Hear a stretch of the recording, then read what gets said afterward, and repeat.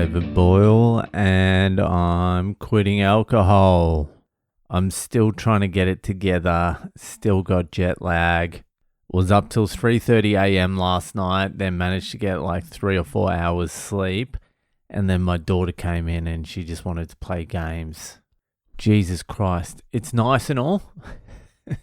It is nice having your little daughter come in and want to play games and hug and stuff, but Jesus, fucking shut up at 7:30 in the morning after 3 hours sleep. It wasn't the warmest welcome, but she doesn't give a fuck. She just ignores it and continues. I've been a little bit hooked on, there's this guy on Instagram, and he is like a property guy. He's just this blonde dude, young dude, Aussie guy, smarmy as fuck. And he popped up on my Instagram and I was like, hate watching. I was hate watching him at the start, and I was like, this dude, fuck this dude. Fuck this dude so hard. His name's Jack Henderson.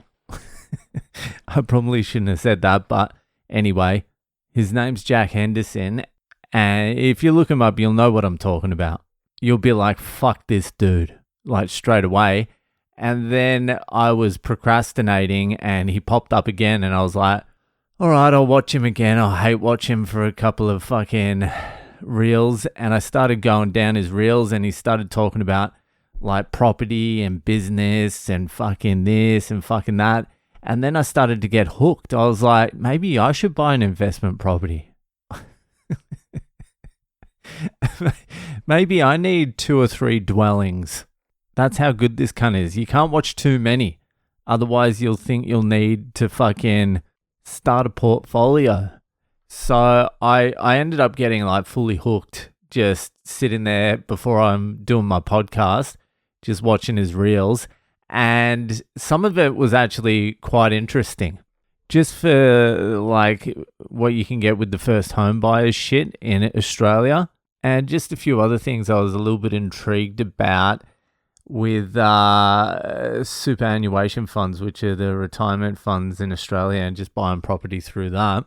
None of this which I have ever wanted to do, but this smarmy cunt, I actually like him now.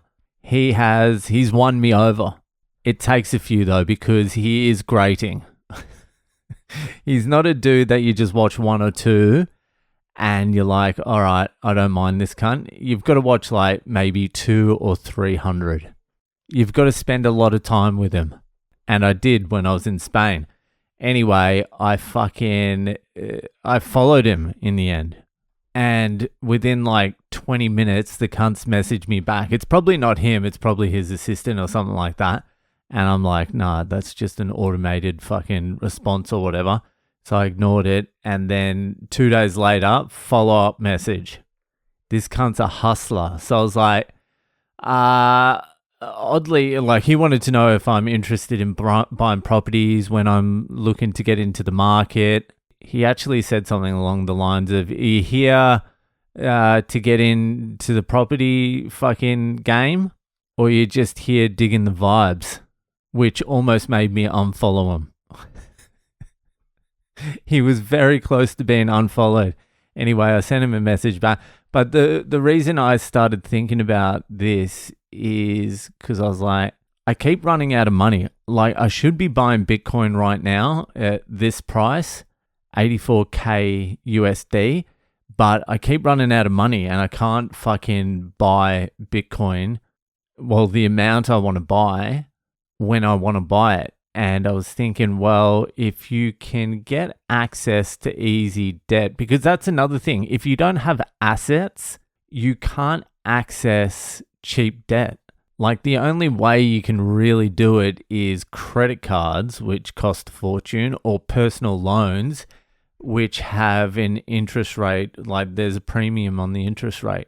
So personal loans, you're looking at like fucking 15, 20%, whatever. But if you have an asset and you have equity in it, or you have like a, whatever it is, redraw facility or something like that, you can access fucking debt at a very cheap price at 5%, 6% fucking inflation, basically. So you're getting it virtually for free.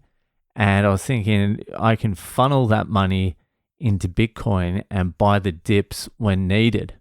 I have no real interest in property, but they only really lend you money if you have a house. They only really lend you money for a house. Like if I could go to the bank and borrow money like you can a house, like if I could go to the bank and borrow $500,000 to buy Bitcoin, I'd just do it.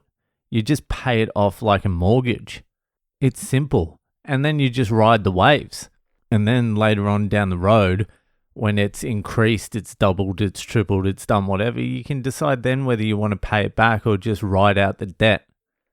But the thing is, they don't fucking lend money for Bitcoin. They lend money for houses to keep the house Ponzi scheme going. And there's no other way to get cheap debt. So I was like, maybe it's a fucking idea to do that, even though I've got no money. But I do have Bitcoin. Maybe you can use that as collateral now. And if I did it now, it would probably coincide with a fucking dip in Bitcoin that will happen in maybe like 2 years or something. So I want to have some cash on hand for that so I can pick up some cheap bitty. And I just need the asset. I need the bank to give me cheap debt. So we'll see what Hendo has to say. Like, check him out. He will grate you. You need to watch a lot. I like him now. I'm like, this guy's the real deal. You're not going to like him. Trust me. But stick with him for like 10 to 12 hours and you'll start to enjoy him.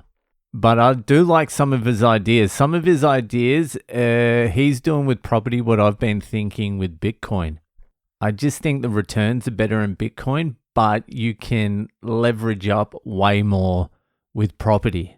But if you could access the money and put it into Bitcoin, like the same amount of money you can get for property, then you're way ahead on the Bitcoin. Anyway, we'll see what he comes back with. I'll probably just end up transferring all my money to him. He's like, just send it to my bank account. I'll be like, okay, Jack, let's start a portfolio. Anyway, I'm going to finish this and go scroll for a little while and then go to bed. And that's my Saturday night. So that'll do. Enjoy the rest of your weekend and I'll see you the fuck later.